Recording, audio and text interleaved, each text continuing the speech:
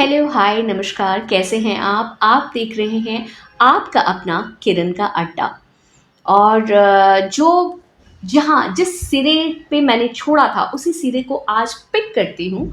और आपका intelligentsia check करने का मेरा बिल्कुल भी इरादा नहीं था, फिर भी एक इंटेलेक्चुअल ड्रिंक थी क्योंकि हाथों में, तो उसके साथ मैंने एक सवाल पॉप अप किया था और आपसे पूछा था कि कौन सा ऐसा हिंदी फिल्म का एक गाना है, हमारी बॉलीवुड का एक गाना है जो हमारे यहाँ से, मतलब हमारे देश से ज़्यादा या बॉलीवुड से ज़्यादा विदेशों में बजा और जिसकी चर्चा बहुत ज़्यादा हुई। तो उसको वहाँ सुना गया, सराहा गया। अपनी बात आगे बढ़ाऊँ उससे पहले एक छोटा-सा म्यूज़िक पीस सुनिए। आप, क्योंकि ये इंटेलेक्चुअल शो अब होता जा रहा है, तो मुझे लगता है थोड़ा-सा एक चेक तो बनता ही है।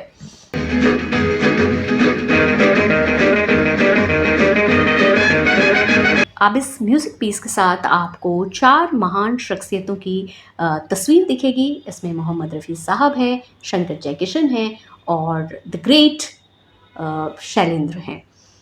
जब भी हिंदी फ़िल्मों में इन नामों का ज़िक्र होगा, तो एक मास्टरपीस निकलना तो तय है।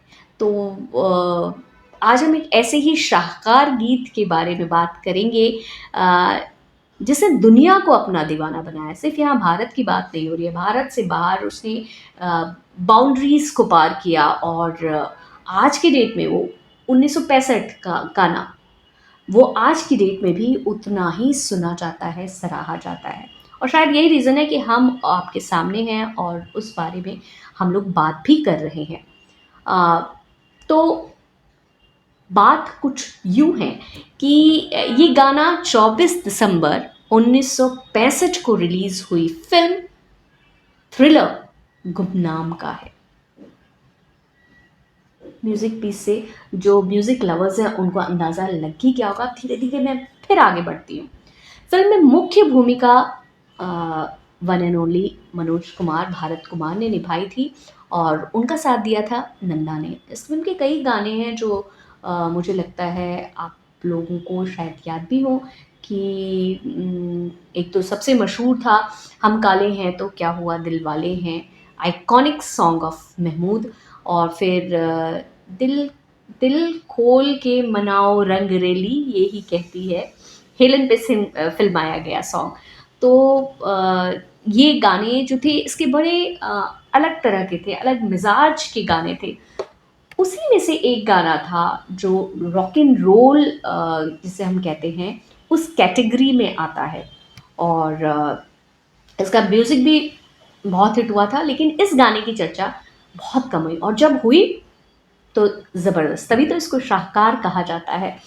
जिस शाहकार गाने की हम बात कर रहे हैं, जिस रॉक एंड रोल की बात कर रहे हैं, वो है जान पहचान हो। एक छोटी-सी क्लिप देख लेते हैं। जान पहचान हो। तो इसमें lyrics as I said Shailendra के थे, आवाज़ वही पुरकशिश आवाज़ अपने मोहम्मद रफ़ी साहब की और म्यूज़िक शंकर जयकिशन का। तो ये फ़ास्ट धुन पर बेस्ड एक सॉन्ग था जो कि लक्ष्मी छाया और कोरियोग्राफ़र हरमन बेंजामिन पर फ़िल्माया गया था। सर्च करेंगे ना तो आपको, गूगल आएँगे तो आपको पता लग ही जाएगा। और रॉक एंड रोल का वो जो तरीका होता है वो पूरा इसमें आपको देखने को मिलता है। कुछ क्लिप्स, कुछ स्टिल फ़ोटोग्राफ्स भी आपको अभी स्क्रीन पे दिख रही होंगी जो इसकी तस्दीक करती हैं। तो इस गाने में सब कुछ था, हर वो गुण मौजूद थे, लेकिन ये गीत बस इसको हमारे इंडिया में तब वो दौर ऐसा था कि इसको नॉर्मल सॉन्ग की तरह ही ट्रीट किया गया कि ओके ठीक है, क्योंकि इस गाने के आके एक बड़ी लाइन खींची थी किसने, तो हम काले हैं तो क्या हुआ दिलवाले हैं। उस टाइम महमूद जो थे वो शबाब पे थे, उनकी एक्टिंग, उनकी अदायगी जो थी वो लोग उसके मुरीद थे। तो शायद इस वजह से ये इस गाने को वो सफलता नहीं मिली, वो उड़ान नहीं भर पाया जो शायद भरनी चाहिए थी। और इसका अंदाज़ा, जो अच्छी चीज़ होती है ना वो उस टाइम नहीं, लेकिन उसका उसका हमें एहसास कुछ सालों बाद, कुछ वर्षों बाद या दशकों बाद होता है, जो कि इस गाने के साथ हुआ। अब इस गाने का सितारा कब बुलंद हुआ, ये भी बड़ा इंटरेस्टिंग किस्सा है, बड़े इंटरेस्टिंग बात है। और जब एक बार चमका तो चमकता ही गया। 1965 में रिलीज हुए इस गाने की किस्मत चमकी 30 साल बाद। Can you believe it? दरअसल 1990 के दशक में ये गीत अमेरिका पहुंचता है और फिर शुरू होता है इसकी कामयाबी का सफ़र, जो आज तक जारी है। मैं एक एक करके आपको कुछ इससे जुड़े किस्से बताऊंगी। एक दो नहीं है, मतलब फहरिस्त लंबी है, तो एक एक करके मैं आपको बताती हूँ। ये गीत पहली बार अमेरिकन पॉपुलर कल्चर में 1990 के दशक की शुरुआत में तब आया, जब रॉक बैंड द क्रैम्प्स के मेंबर्स लॉस एंजलिस के टीवी शो रिक्वेस्ट वीडियो में दिखाई दिए। शो में उनकी मौजूदगी के दौरान जान पहचान हो की एक क्लिप चलाई गई।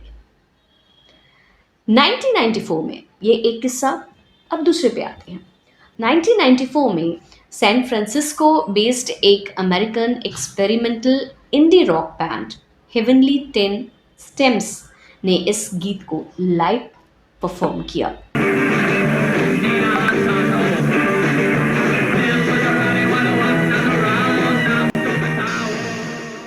फिर आगे बढ़ते हैं।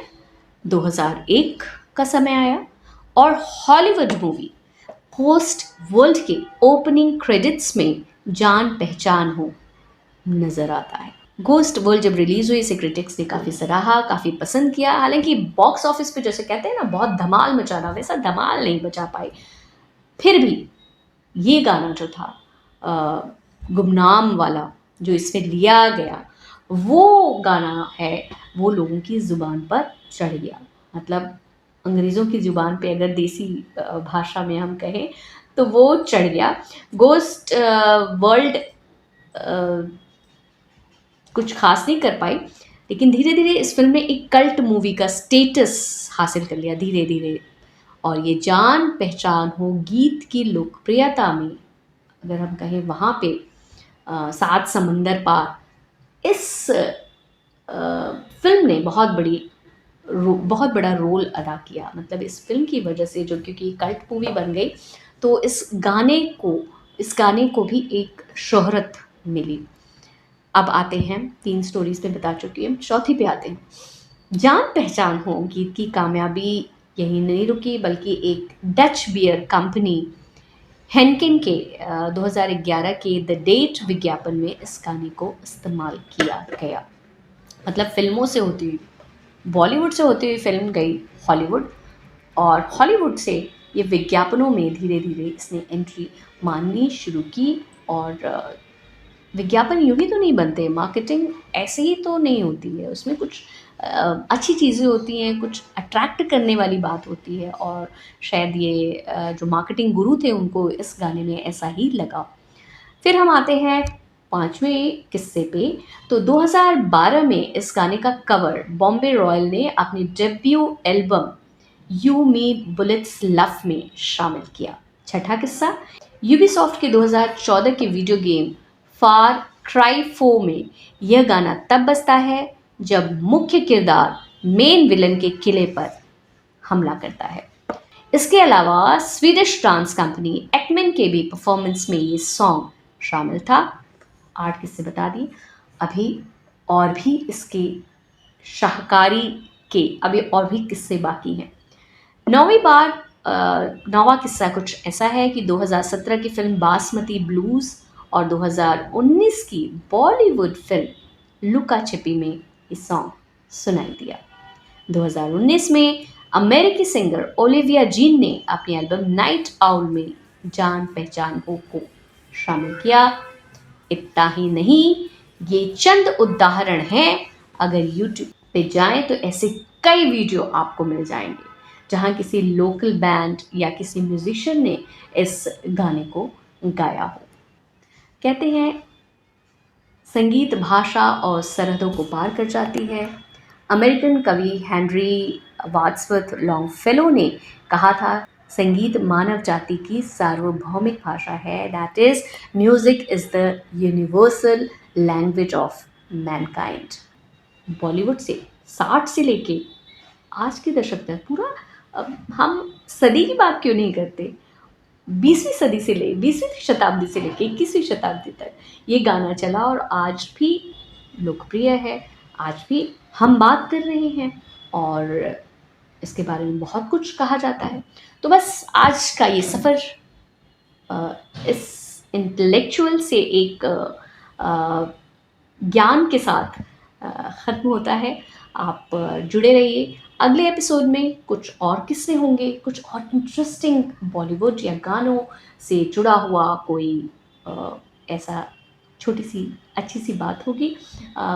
बस करना ये है आपको कि लाइक करना है इस चैनल को, जो कि आपका अपना है किरण का अड्डा, और सब्सक्राइब भी करना है, और हो सके तो अपने नियर डियर वन से भी रिक्वेस्ट कर देनी है।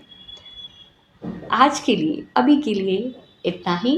फिर मिलेंगे, फिर बात करेंगे इंटेलेक्चुअल सी, म्यूजिकल सी। कहाँ? यहीं पे, आपके अपने किरण के अड्डा पे। Bye bye for now.